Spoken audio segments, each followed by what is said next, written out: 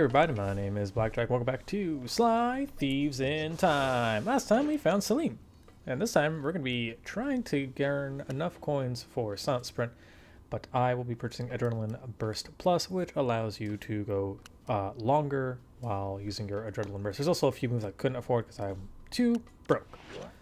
But, oh, I didn't buy it? Okay, well, that's fine with me, I suppose. I don't know, we're going to be getting enough money anyway throughout the playthrough. So yeah, I actually, typically what ends up happening in this game is when I'm buying all the upgrades, I have to like go out of my way to grind. I didn't find myself doing that much in this game. But anyway, enough of the background stuff. In this video, we're going to be taking care of all the bottles. And to start off, and all the masks that we can do. To start off, we're actually going to be switching to our archer suit and shooting our arrow over yonder. And then we're going to be shooting yet another arrow onto this other island. Now, this is how you're supposed to get a treasure, which I guess I could also pick up while I'm here. But I don't know if I do that or if I do that in the video where we pick up all the treasures. By the way, I do all the treasures in... every level gets their own treasure video, and as well as like their own dedicated Sly Mask video. Like the remaining ones. So once you land here... we're going to go around the island. Typically, I trigger the cutscene for this cookbook, it looks like. But if we go around this island, there should be a Sly Mask. Just watch out, don't slip and fall into the water. I mean, you can. You're not going to take any water damage if you have Raleigh's hat. But we're going to grab this big boy. You have way too much time to bring that back, and it looks like the crabs actually do damage to you too. I forgot about that because they don't typically bother me much.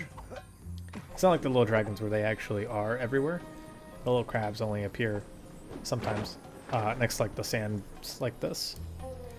But you have more than enough time, 30 seconds to get over here. That's crazy. Crazy talk. And you have the thief suit to slow down time? Crazy. 101 ways to cook a scorpion. That's funny. Alright. And then the safe is actually right over here, right next to the hideout, so we don't have to look for it. And this is predominantly, we're just going to be using the Clockwork Eye. I never had to worry about finding the bottles in the last, like in England and in Arabia, just because I always had the Clockwork Eye. But like, you know, the third level, of course the third level, Clan of the Cave Raccoon, that level was so complicated to traverse around. Of course all the bottles were in like hard to reach areas, or like you have to think about like fun ways to climb up and stuff to get all the bottles. And then that's the level you pick up the super duper useful bottle collecting thing. you couldn't give it to me in Toothpicks World, where that would have been super duper, or like oh, I guess it would have been a waste to get it in the fourth level. But now imagine you didn't collect any of the bottles, and then you pick up the fourth level's bottles, because they're all relatively easy to find in the fourth level, right? And then now you have the Clockwork Eye, and then you go back to pick up all the bottles? I'm just saying. Would have been sweet. But, you know, then you wouldn't get all the benefits like Raleigh's hat, or you wouldn't be able to get the benefits of Mugshot's coin, double loots, or... whatever. Anyway, up here on top of this big ape statue archway thing, what are they called? Bonobos? I forgot what kind of monkey these are. Or a chimp. But they have, there's a Sly Mask right on top. Super duper handy. And we're just going to glide on down to over here. And we're just going to pick up all the bottles. I mentioned briefly in the other episode that these chains break, by the way. You have to use the thief suit and or Salim to climb.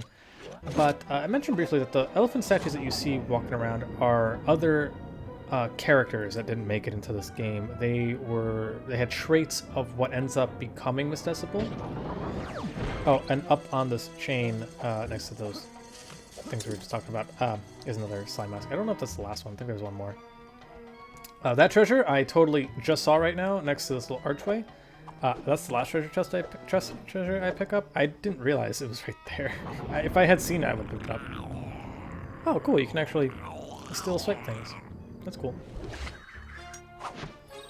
And in slow motion, he got robbed in super speed. He totally didn't understand none of that. When he gets up, he's about to get thwacked. Alright. Oh, my hands smell like gasoline. I just went to get some gas after going to the doctor's. It smells so bad. What the hell? Well, that's bad. I actually really like the smell of gasoline. I guess what I mean is like super rank. just really gasoline-y. Wild. And I washed my hands too. That's the funny part. Like I just washed my hands. It still smells like gasoline. It's crazy. Right, why can't I grab this bottle? I have to. I guess I gotta jump up from a higher place and fly my way down. I'm guessing. I really dislike when I gotta do this kind of stuff.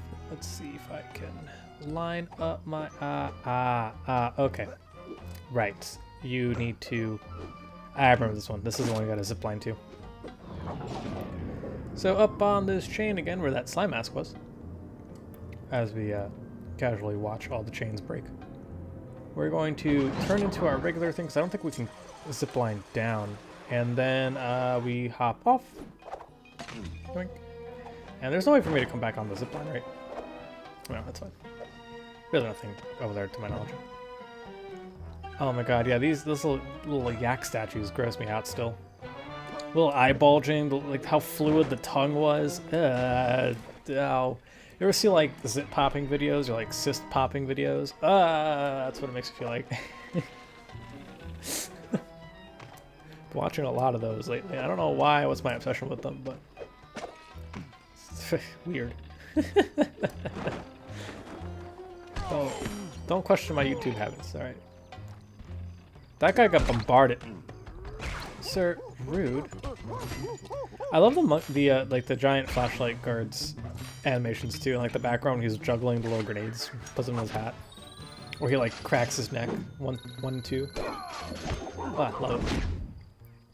So the slime mask is going to be right next to these pond stones right here. This big waterfall underneath these archways. It's right over here to your left, and you have to ninja spiral jump to receive the 46th slime mask. So there are approximately 9 left in missions and at Hub World. I'm not sure if there's one more. I think there's 47 by the time we're done here. I think. I could be wrong. I'm almost positive one of them you have to pick up. You have to use the time again. I think. I could be wrong on that one. I don't remember. But anyway, this little hideaway here doesn't actually have anything particularly interesting to my remembrance. It's just a really neat area to find. You can find Lazy Trunk Spawn Lounge. I don't think there's anything in here outside of a slime mask. Yeah, 47. Because there's no like bottles or nothing. It's just a slime mask. But what's really cool, if you don't get attacked by the Persian cats, is that you can find our villain taking a nap in the corner. Once I steal from Jasmine over here. Damn, another pearl earring? What's up with you guys and having pearl earrings? Give me a ruby. Give me the ruby ring. And then, of course, you have the little mouse guys, but they're not going to bother you if you just walk right in front of them for some reason. They got poor visibility. Hey, she has a shiny. Hello. No. Why are you hitting me? You can't see me. I'm like John Cena. There it is, ruby ring. This is the 500. Look at that. Thanks, dollface. Yeah, Shane. So we can run around. Oh, right near the little mouse cars. Ms.Decibel was there, but you can find some treasure chests up here to break and some vases to destroy and stuff. Really reminds me of episode 2 of Sly 2, when you go into the guest room to destroy everything. Man, Sly 2 is a really good game. I can't believe I didn't like that game when I was a kid. As much as I like. So, I liked Sly 2 growing up, but I had a hard time beating it, and I was afraid of episode 4 and 5. Oh, here's Ms.Decibel, by the way. She's just taking a nap. Listening to music so that she can sleep. That's really cool, actually. I like this. But yeah, when I was a kid, I was afraid of like episodes 4 and 5, so I didn't like Sly 2 all that much. Like I was scared. Like funny enough, like I don't know, I was a little coward when I was growing up. So when I played Sly 3, and the only realistically scary level in that game was the intro and the outro, where all the monsters are like mutated, whatever. I didn't find it as scary. But the thing with Sly 3 was I found that game so hard because all like the little missions I would lose to. Oh, another river arena. Let's go. Hey, I'll take that. I'll take that. Yeah, Sly 3, all those missions were really hard, so I always had to have help playing any of the Sly games. I also remember like the Bad Mojo minigame. I used to play that with my cousin all the time because I would always end up being around there when he would come home from like college or whatever. So that was fun. I would always end up being on that level. I was like too afraid to really do anything, but like still trying to figure out the bosses and the missions and stuff. And you would help me out. That was like one of those missions I had a hard time with growing up. And I remember in Sly 3, I got stuck on the mission where you had to switch between the two screens to take out... It's actually kind of like the Bad Mojo mission, where you have to take out the enemies as they come in. I had a hard time with that one growing up too. So yeah, I don't know. Sly 3 was always my favorite just because I got farther in the game by myself, and I had such a much more challenge. I feel like once I figured out how to do the stuff, like I felt rewarded. But Sly 2, I always had a hard time figuring out. Actually, now that I think about it, Sly 1, I also had a hard time with. I couldn't do the races by myself. Like I got stuck on Muckshot's level until my landlord's son had to help me.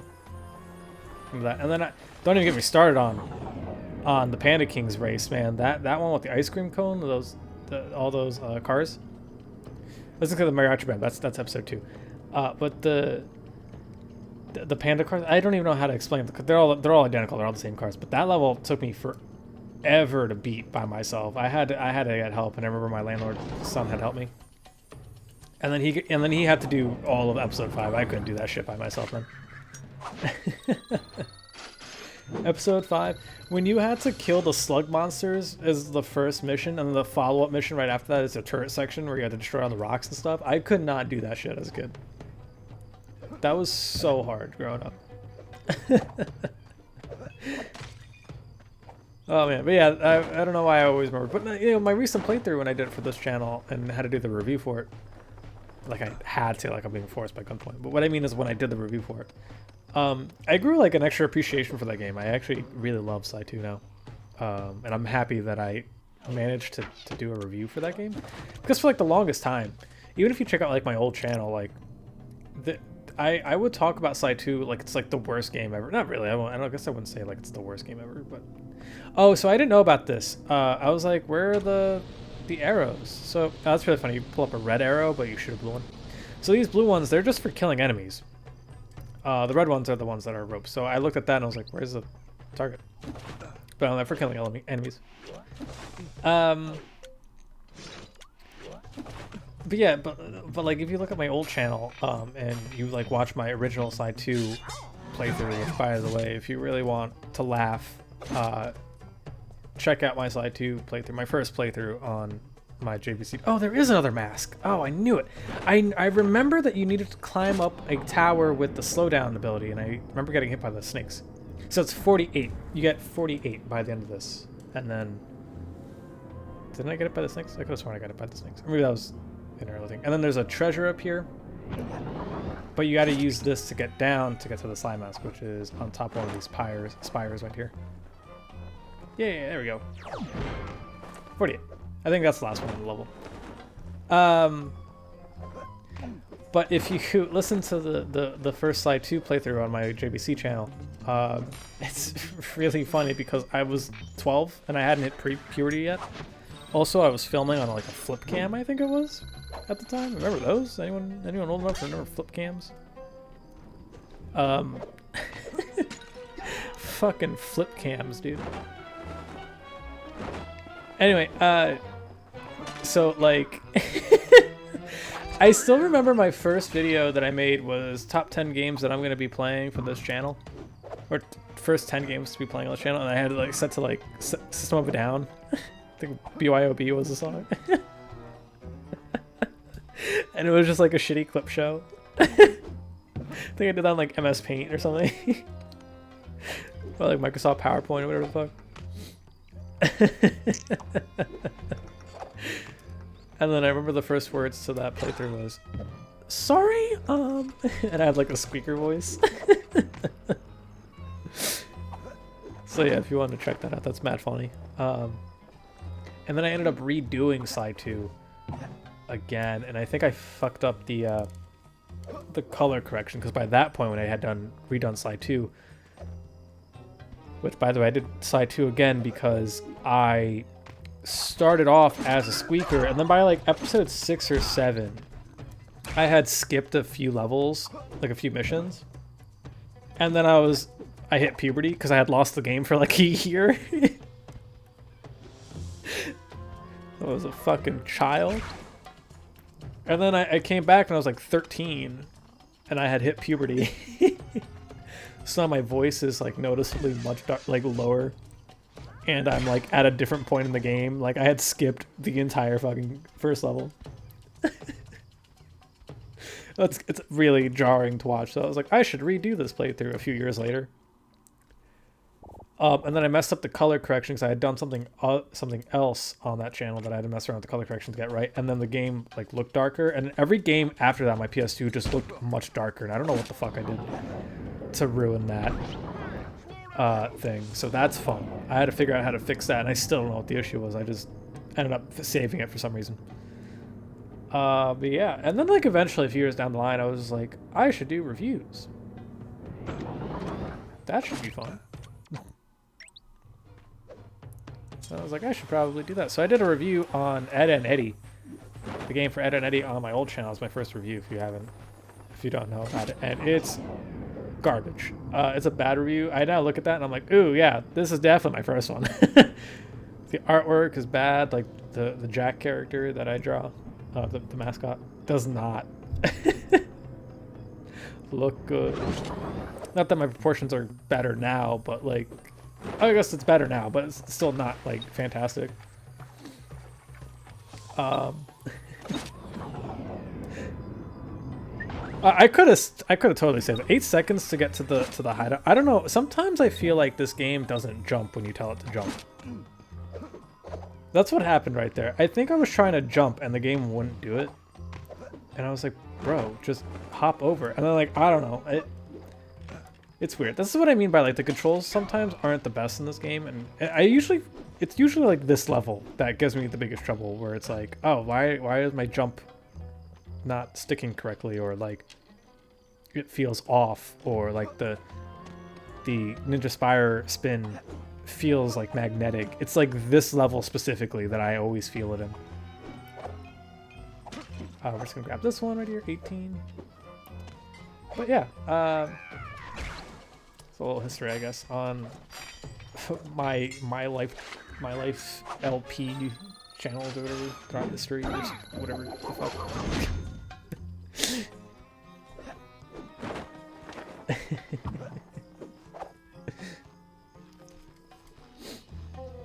Oh, I also remember that I don't know why I just remember this. We were fixing something in the house when I started Slide 2, and I remember you could just hear my neighbor come in and start talking to me, and he's like, why is there a camera there? And then they're working on something in the kitchen, so it's like there's a lot of hammering and drilling and stuff. I didn't pick like good times to fucking record.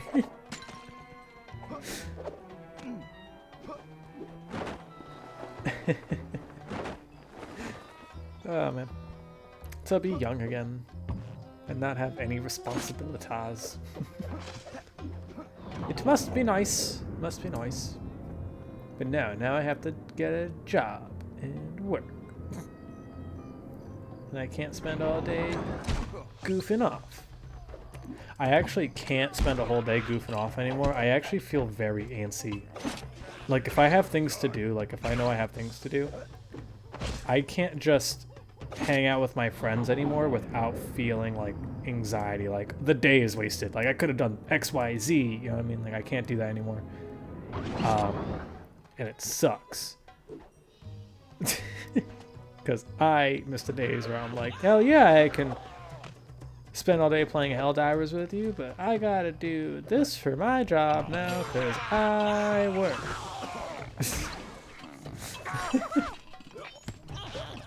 I can't believe I died when I was trying to grab that bottle and that guy had a shiny, I feel doubly disrespected, sir. I feel like that woman in the video that I saw this morning of the guy who tried to take her to Cheesecake Factory and she wouldn't get out of the car and she got a whole attitude about it. And I was like, boo boo, you ain't that cute. No siree. Your attitude and personality has made you less attractive to my monkey brain.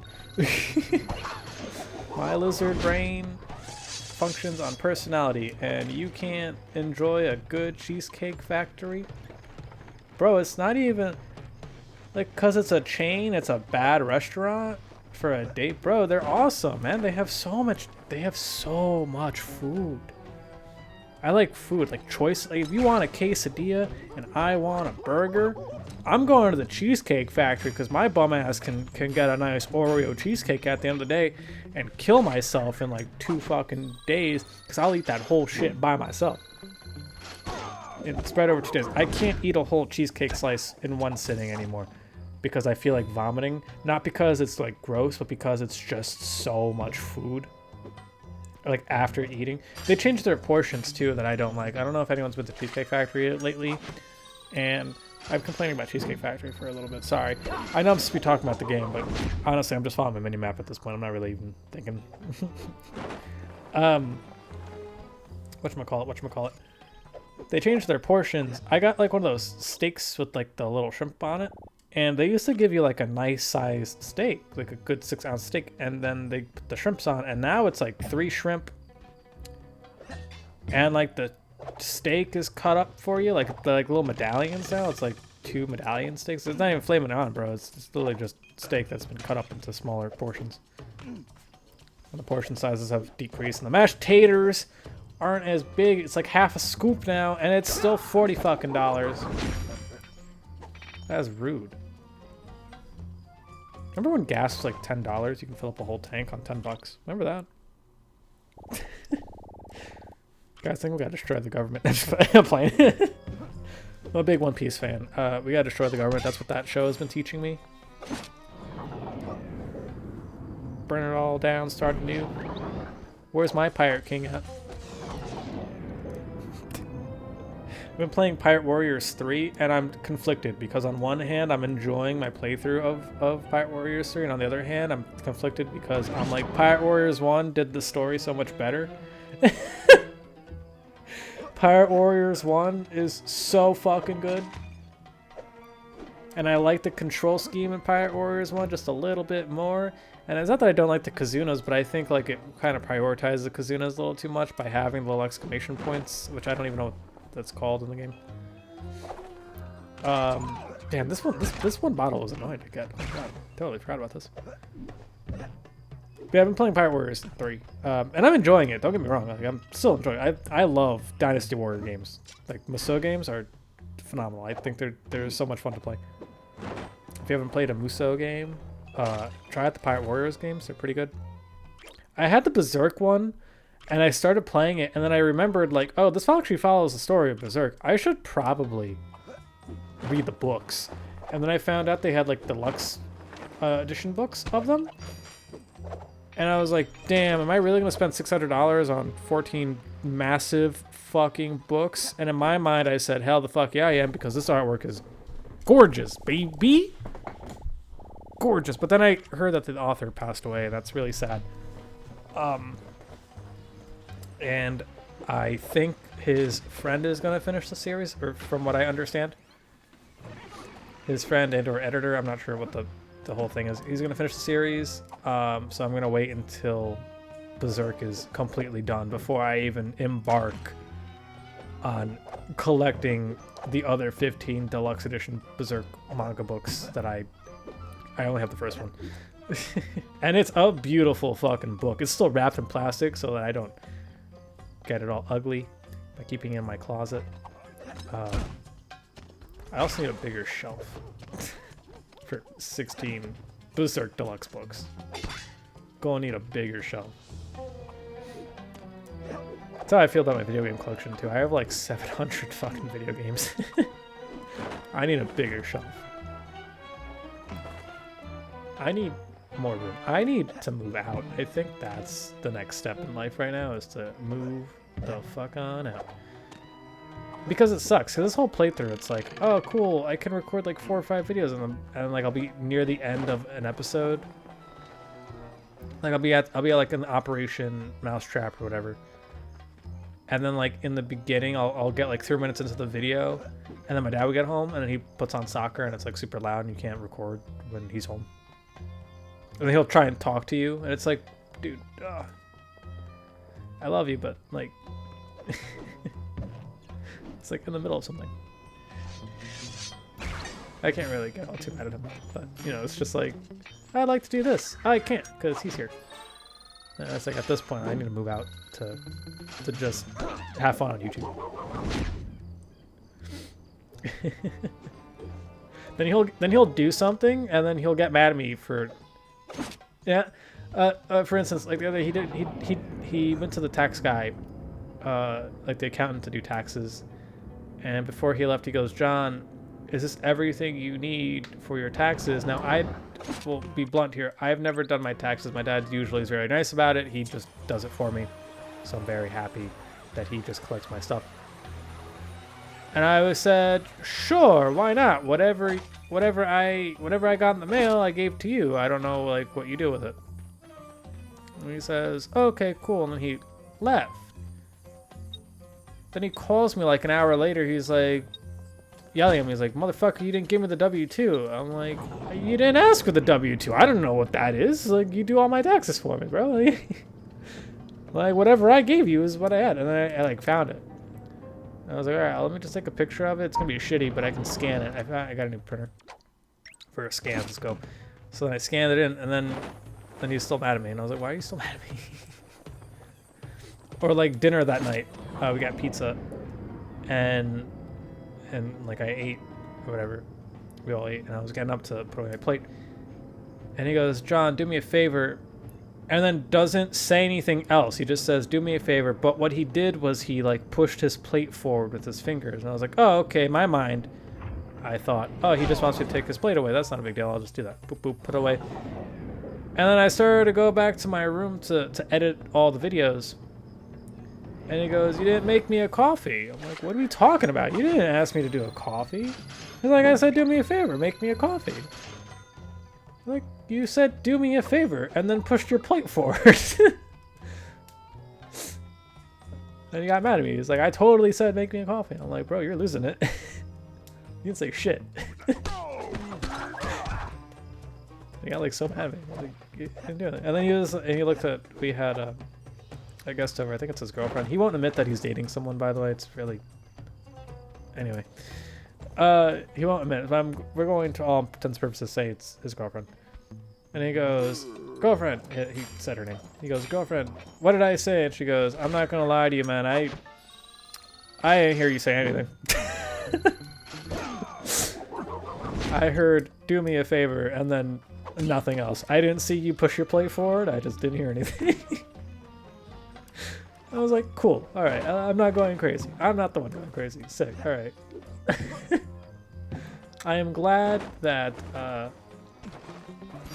I know in my heart of hearts that I'm not going completely deaf. I'm most definitely losing hearing, but I'm not going completely deaf. Yeah. I listen to too much metal music. At volumes that I probably should not be listening it at. Alrighty, so this last bottle that we're gonna be collecting is high up on top of the building. We actually could have climbed it up over there. There was a big pole for us to pole dance to. I was gonna say something else, but I couldn't think of what the term was. Acro? Pole acro? What? I don't. Whatever. We're gonna climb. We're gonna climb the snake pot pole. All right. We need the time suit, the thief suit, to climb up here, and then we're going to jump on this rope. And here it is, right on the last rope. And that's the last bottle.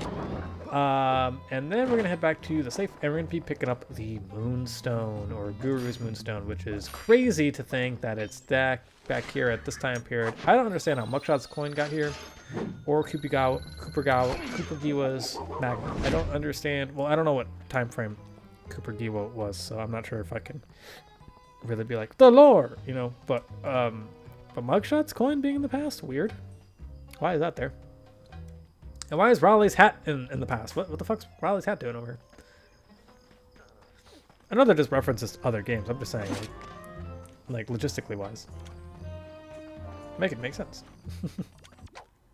You could have had like other ancestors, like make like an appearance or something. You know what I mean? Like that would have been cool.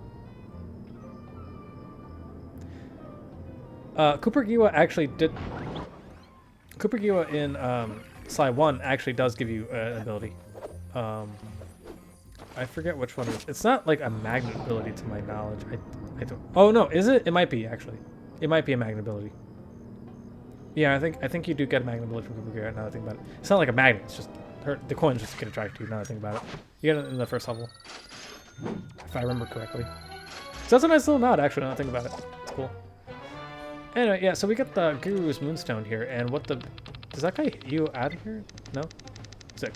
So what the Moonstone does is it allows you to take half damage on all attacks. And I didn't know that for the longest time, but yeah, this is the Guru's staff piece. It's the Moonstone. And it, like I said, halves your damage. That's it. Doesn't do anything particularly... Oh, another Riverine! Let's go! Well, it's like one of those passive abilities that you get that's like super duper useful. I have 5,000 fucking coins. I am in, dude. How many ruby rings did I pick up? Like 3? 1,500 just from that? Let's go. I had 700 at the beginning of this level. And we're going to pick up Silent Sprint, which allows you to run silently like Ryuichi does. We're going to be picking up the other move that I didn't pick up for Sai, I think. Cane Push, which is just a push. That's in Sai 2. Doesn't really do much. You double tap R1. It's the same thing as like the clothesline. Cuffs of Confusion is useless. It confuses enemies. They just run away. It's not super duper useful. Meter Recharger and Adrenaline Burst Plus. So Meter Recharger is the same thing that Sai has, where his meter recharges automatically, and then Burst makes you go longer. I will see y'all in the next video. Goodbye.